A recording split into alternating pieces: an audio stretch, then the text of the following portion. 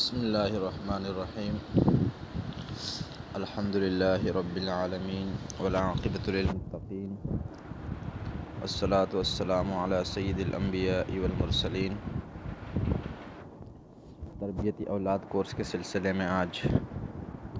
سبق نمبر 13 کے ساتھ آپ کی خدمت میں حاضر ہیں۔ آج کے سبق میں ہم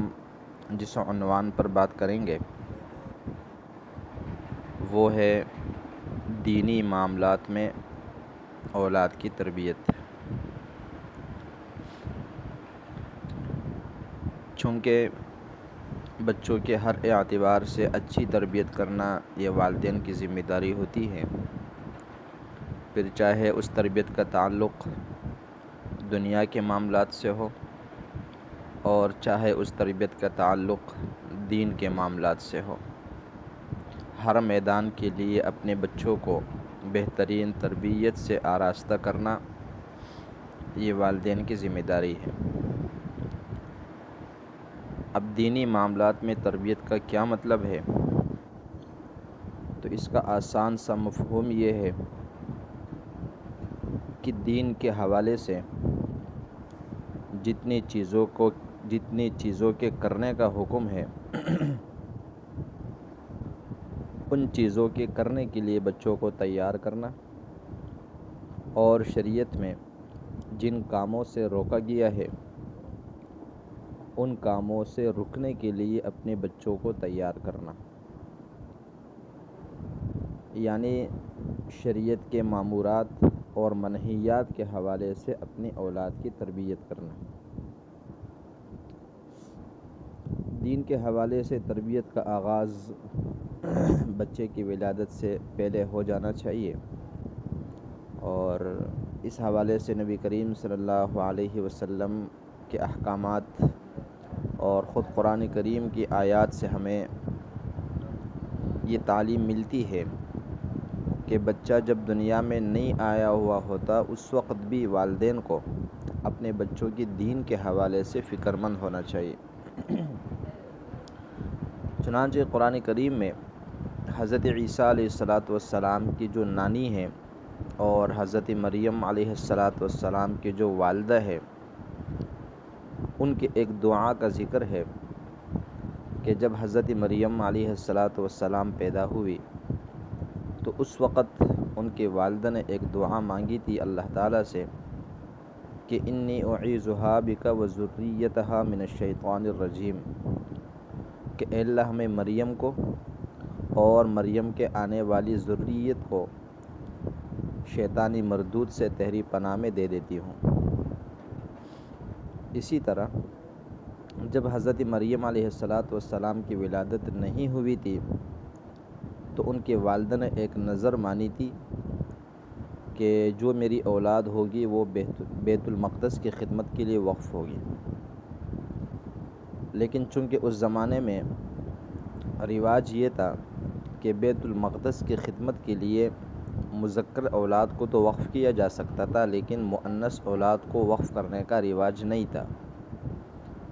اس لیے جب حضرت مریم پیدا ہوئے تو ان کی والدہ کو فکر ہوئی کہ اب نظر کیسے پوری کروں گی، تو خیر وہ نظر تو ان کی پوری نہ ہو سکی، لیکن اللہ نے حضرت مریم علیہ السلام سے دین کا کام اس طرح لیا کہ ان کے اولاد میں حضرت عیسیٰ علیہ السلام جیسے جلیل القدر پیغمبر کو بھیجا۔ تو اس واقعے سے معلوم ہوتا ہے کہ والدین کو دنیا میں آنے سے پہلے ہی اپنی اولاد کی دین کے حوالے سے فکر مند ہونا چاہیے۔ اسی طرح قرآن کریم کے اندر جہاں اہل ایمان کے صفات کا ذکر ہے تو وہاں یہ دعا بھی منقول ہے کہ ربنا ھب لنا من ازواجنا وذریاتنا قرۃ اعین، کہ اے اللہ جو ہماری اولاد ہے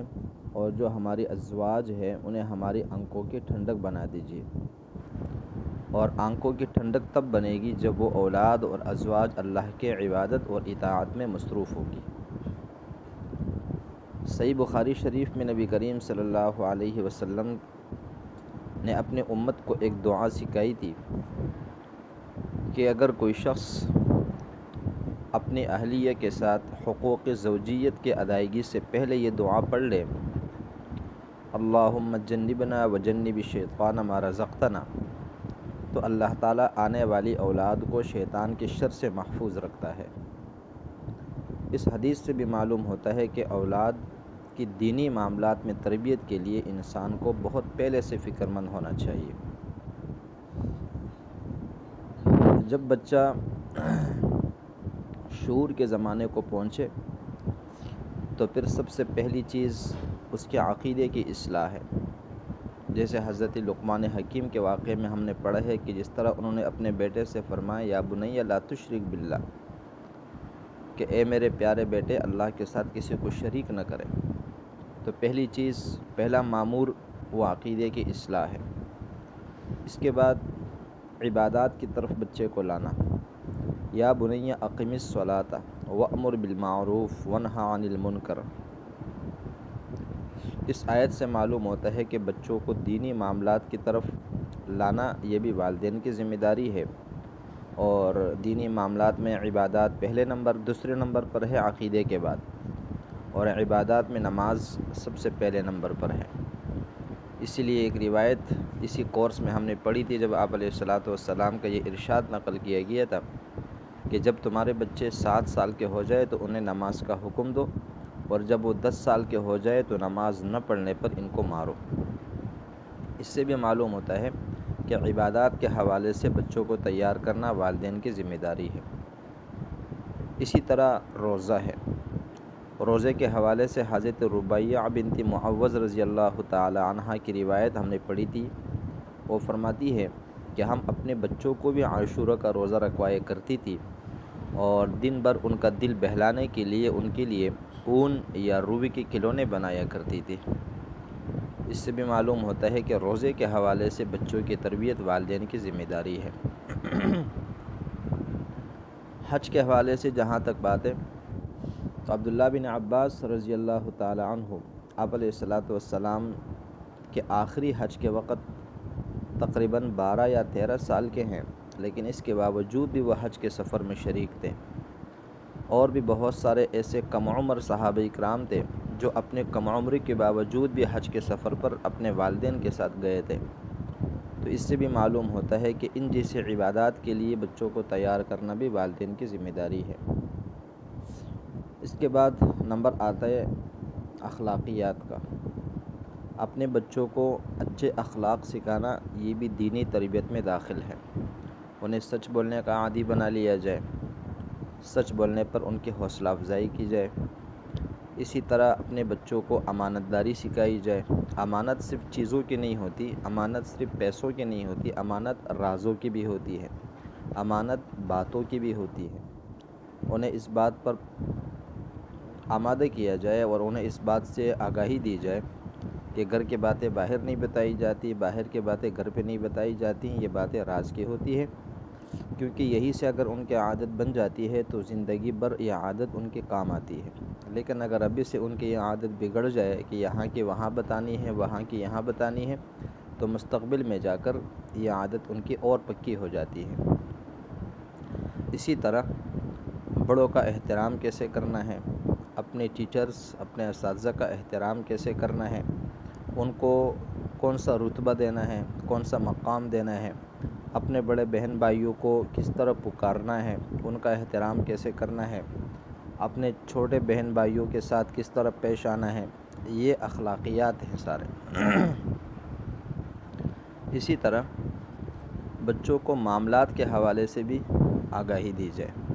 کہ معاملات کے اندر ہم نے دھوکہ دہی نہیں کرنی، معاملات کے اندر ہم نے دیانتداری سے کام لینا ہے،